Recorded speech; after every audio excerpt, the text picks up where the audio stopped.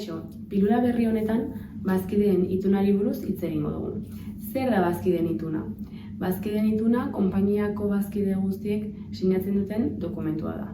Bertan, enpresaren funtzionamenduaren eta enpresako bazkideen arteko harremanaren oinarrizko alderdiak arautzen dira. Bazkideen itun hori bazkideena izan daiteke soilik, baina inbertitzaile bat sartzen denean, normalean bazkideen itun horrek ez du balio. Izan ere, bazkide berrien itun berri bat egin behar da.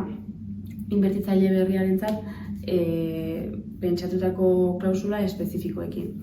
Zergaitik da garrantzitsua hau? Garrantzitsua da ekintzailetza proiektu baten bizitzan zehar bazkideen harremanak ona izan behar duelako eta zirkunstantzia berezien eragina jasan behar duelako.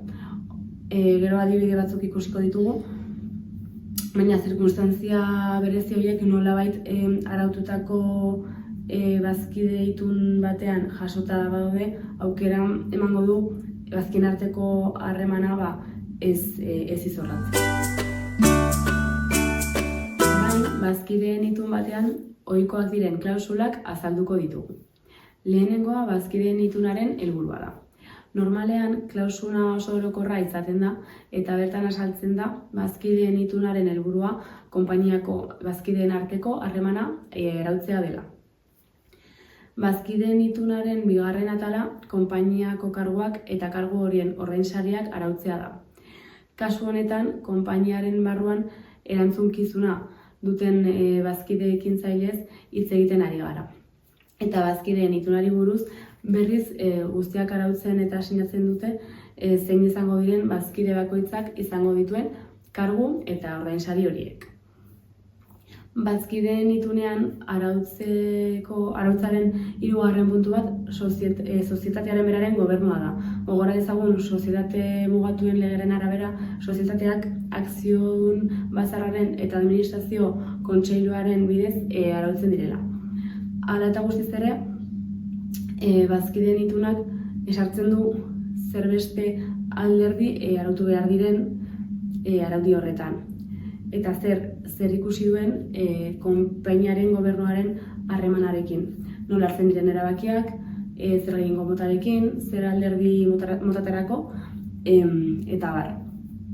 Laugarren puntu batek talentuaren atxikipanarekin du zer ikusia.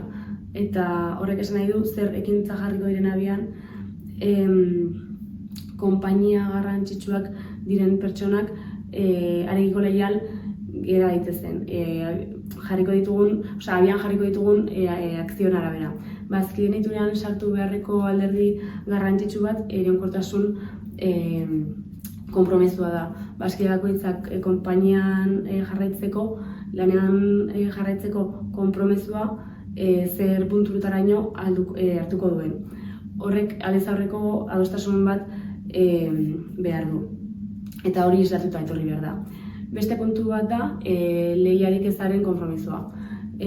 Logikoa denez, naiz eta hori segurenik estatutuetan islatuko den itunak argitu behar du zer hartzen den eskumenetzat eta zer ez. Eta konpromezu hori noraino iritziko den azkenean. Gainera, bazkideen itunan informazioaren konfidentzialtasunarekin lotutako klausulak sartuko ditugu. Baita ere, beste artikulu batzuk.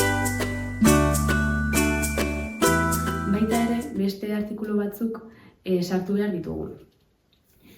Partaidetzak eskualdatzeko aurobideari buruzkoak. Beste klausula garrantzitsu bat arraste eskubidea da. Bazkide nagusien eskubideak babesten dituena. Honekin esan nahi dena da, esan dezagun bazkide minoritarioak partaidetzak saltzera behartzen dituela erosle batek konpainiaren 100% erosteko interesa duenean.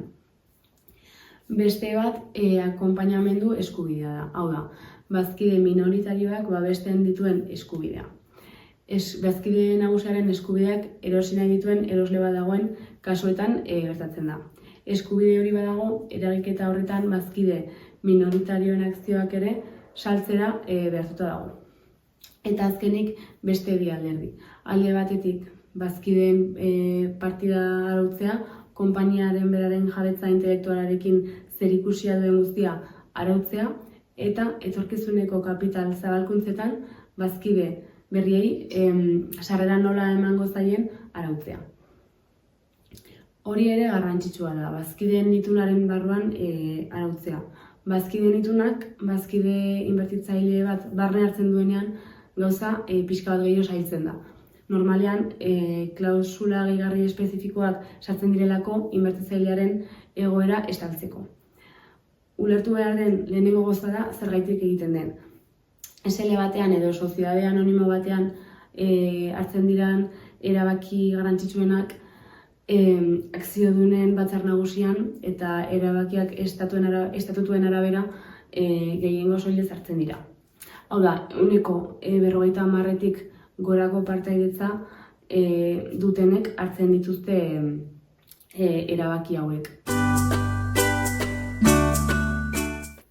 Bazkide inbertitzaileak ekintzaileen proiektuetan partaidetza minoritarietan sartzen direnez, beti egongo dira desabaintaila egoeran, akziodunen batzarrean bozketa bat egiterako orduan.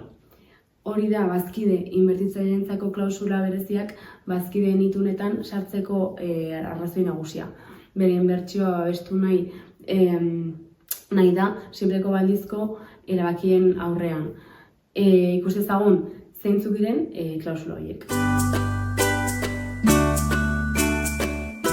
Lehenengoak administrazio organoarekin du zerikusia.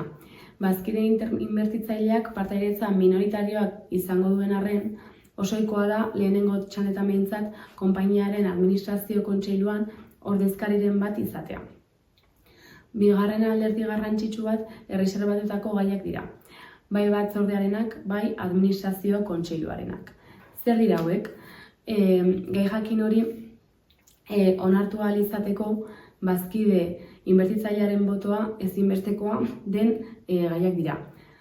Hau da, bai gai jakin horietarako erreserbatutako gaiak ez dira gehiengo soilarekin egongo bazkideen bozketan, baizik eta gainera bazkide inbertitzailearen baimena behar da.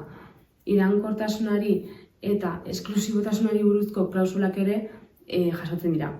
Hau da, bazkide inbertitzaileak konpainian hainbat urtez egoteko konpromezua hartzea beharko du. Eta esklusibotasuna izatea proiekturako dedikazio profesionalari dagokionez. Lehentasunezko likidazioa ere osartzen da. Zer esan nahi du honek?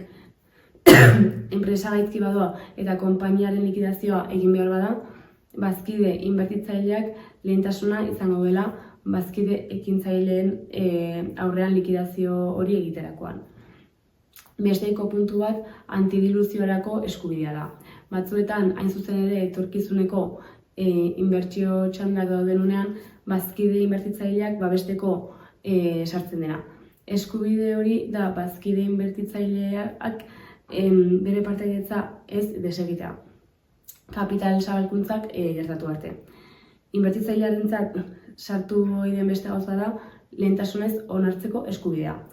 Honek esan nahi du, behin bazkide inbertitzailea konpainian sartzen denean eta kapitala handitzen inbertsio erronda berriak ezatzen direnean, aurreko inbertitzaileek partaidetza hori bere gain hartzeko eskubidea duela. Ohiko beste eskubide bat lehentasunez eskuratzeko eskubidea da. Horrek esan nahi du, edozein bazkidek bere partaidetzak saldu nahi baditu, bazkide inbertitzaileak lehentasunezko eskubidea duela gainerakoen aldean partaidetza edo akzio horiek eskuratzeko.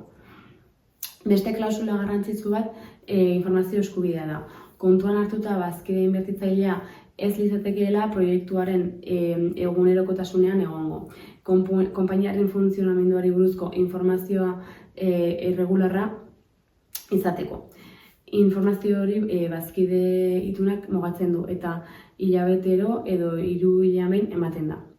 Eta azkenik euro batera akzioak saltzeko aukera egongo litzateke. Hau da, bazkideak aukera izango du beti bere partaidetza ekintzailei euro batera saltzeko.